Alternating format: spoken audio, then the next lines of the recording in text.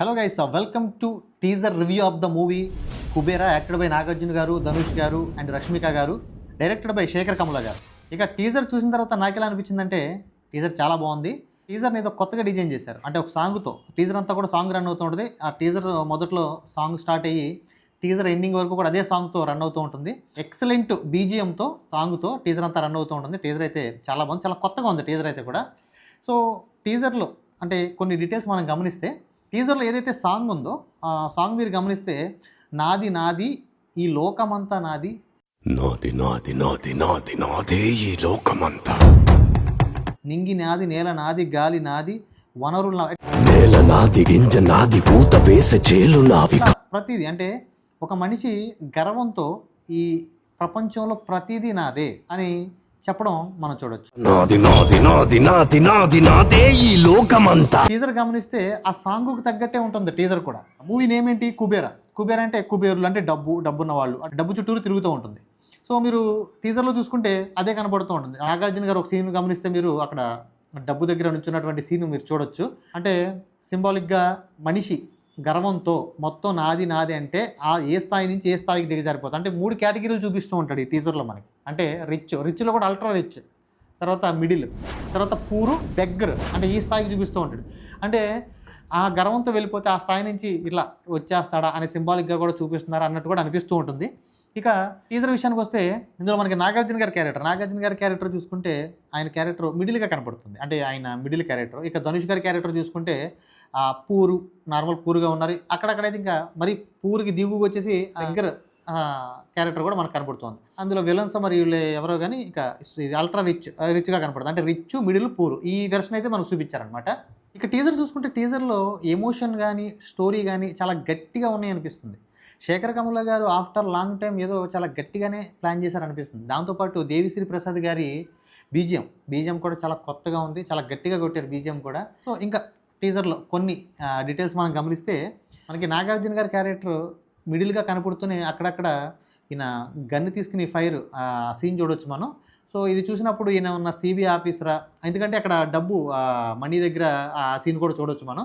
So ఇక్కడ ఈయన gun పట్టుకుని కాలుస్తుంటే, సో ఇది అది కలిపి ఈయన ఏమన్నా ఆఫీసరా, ఆ సీక్రెట్ ఏమన్నా లాస్ట్లో రివీల్ చేస్తారా, సో ఇట్లా కూడా అనిపిస్తుంది. అయితే ఇక్కడ ఈ సీన్ చూడండి ఒకసారి, నాగార్జున గారిది ఈ సీన్ చూస్తే, ఆ ఫోటో చూస్తే ఓజీ సినిమాలో సేమ్ అట్లా అనిపించింది నాకైతే. కొంచెం మీకు ఎట్లా చూడండి, నాకైతే అట్లా అనిపించింది, అందుకే ఇది అట్లా పెట్టాను అనమాట.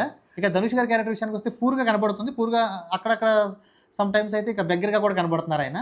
సో అంటే ఆయన కొన్ని కారణాల వల్ల ఆ స్థాయి నుంచి ఈ స్థాయికి వచ్చేసి అట్లా అయిపోయారా అన్నట్టుగా అనిపిస్తుంది.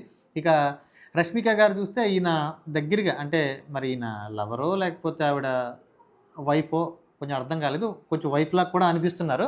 ఎందుకంటే అక్కడ కొన్ని సీన్లలో రష్మిక గారు ధనుష్ గారిని మందులిస్తున్నట్టు, అంటే నీకు ఎప్పుడు రాదా, ఇలాగే చేస్తావా, నీకు ఎప్పుడు ఇలాగే చేస్తావు అన్నట్టుగా కొన్ని సీన్లు కనపడతాయి. ఒక సీన్లో అయితే నాగార్జున గారు రష్మిక గారి గొంతు పట్టుకుని పైకి లేపినటువంటి సీన్ కూడా మనం చూడొచ్చు.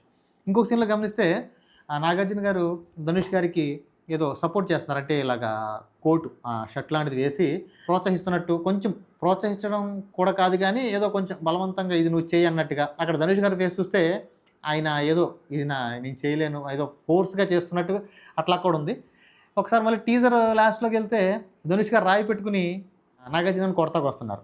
అంటే ఏంటి అంటే ఈయన ఫోర్స్ చేయడం వల్ల ఈయన జీవితం అలా అయిపోయి ఏమన్నా, ఈయన చెప్పడం వల్ల, ఫోర్స్ చేయడం వల్ల ఈ జీవితం అట్లా దగ్గర స్థాయికి వచ్చేసి ఇట్లా అయిపోయి కోపంతో ఆయన రాయిపెట్టి కొట్టడానికి వెళ్తున్నాడా, అది వీళ్ళిద్దరి మధ్య లింక్ ఏంటనేది ఇంకా మనం సినిమా చూస్తే అర్థం అవుద్ది. సో దాంతోపాటు నాగార్జున గారు కొన్ని సీన్లు చూస్తుంటే వీళ్ళు చేస్తున్నట్టు అనిపిస్తుంది. వీళ్ళిద్దరూ పారిపోతున్న సీన్లు మనం ఎక్కువ చూడొచ్చు, రష్మిక గారు కానీ మనకి ధనుష్ గారు కానీ. సో ఇక టోటల్గా టీజర్ రివ్యూ విషయానికి వస్తే, ఇది కుబేరా అంటే టైటిల్కి తగ్గట్టుగానే టీజర్ కూడా అంటే డబ్బు మీద మూవీ అంతా కూడా ఉండబోతుందని చెప్పి అయితే అర్థం అవుతుంది. సో ఇక నాగార్జున గారి క్యారెక్టర్ నేను చెప్పినట్టు లాస్ట్లో ఏమైనా రివీల్ చేస్తారేమో. అలాగే ధనుష్ గారిది కూడా చూస్తున్నప్పుడు ఇందాక ఫస్ట్లో నేను చెప్పినట్టు ఎమోషన్ అయితే చాలా గట్టిగా ప్లాన్ చేశారు. స్టోరీ కూడా చాలా స్ట్రాంగ్ స్టోరీ అనిపిస్తుంది. సో మూవీ అయితే ఖచ్చితంగా హిట్ అవుద్దని అనిపిస్తుంది. సో ఈ జూన్లో రిలీజ్ అవుతున్నటువంటి మనకి హరిహర వీరమల్లు, తర్వాత విష్ణు గారిది కన్నప్ప, అట్లాగే ఇది జూన్ 28న మనకి కుబేరా మూవీ కూడా రిలీజ్ కాబోతుంది. సో ఇది ధనుష్ గారిది తెలుగు మూవీ, శేఖర్ కమల తెలుగు మూవీ. ఫస్ట్లో అంతకుముందు ఆయన సారైనటువంటి ఒక తెలుగు సినిమా చేశారు. ఇది సెకండ్ మూవీ అనుకుంటా. దాని తర్వాత ఇది సెకండ్ మూవీ. శేఖర్ కమల గారు ఆఫ్టర్ లాంగ్ టైం ఏదో గట్టిగానే ప్లాన్ చేశారు. ఇంత గ్యాప్ తీసుకుని అనిపిస్తుంది. ఇక బీజిఎం అయితే చాలా బాగుంది. దేవిశ్రీ ప్రసాద్ గారి బీజిఎం అంటే చాలా లాంగ్ గ్యాప్ తర్వాత దేవిశ్రీ ప్రసాద్ గారి మార్క్ మళ్ళీ కనపడుతుంది ఈ మూవీలో. సో ఇది ఇవాల్టి Kubera movie teaser review. Teaser చూసిన తర్వాత మీకు ఎలా అనిపించింది కింద కామెంట్ చేయండి. రివ్యూ మీకు నచ్చినట్టు చిన్న లైక్ చేయండి. మరి ఇలాంటి కంటెంట్ వీడియోల కోసం మన ఛానల్ని సబ్స్క్రైబ్ చేయండి. Thank you.